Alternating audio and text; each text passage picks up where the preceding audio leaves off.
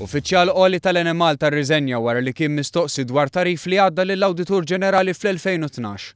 Skont rapport fil-faċċata tal-Malta Today, iċ-Chief Technical Officer Peter Grima kien għadda tarif lill-Awditur Ġenerali għal rapport dwar l-operat tal-arms li sar sentejn ilu. F'dak ir-rapport li reġa' spiċċa f'kontroversja meta riċentement fettx il-każ ta' tbabbis fl-smart meters kien intqal li diffiċli wieħed ibabbas is-sistema tal-smart meters. Dan minkejja li dak iż-żmien diġà kien hemm xi ħiel ta' tbabbis.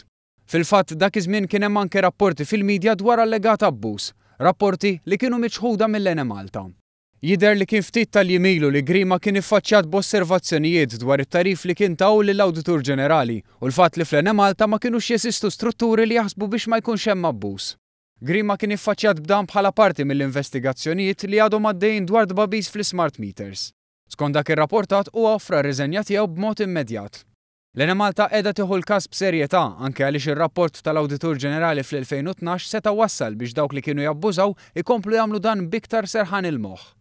Intant l-amministrazzjoni l-ġdida bdiet tinvestiga l-allegat tbabbis fl-smart meters is-sajf li għadda u ftit ta' xhur wara diversi persuni bdew jitresqu l-qorti. Hemm minweħel sentenza ta' ħabs filwaqt li każi oħra għadhom għaddejjin.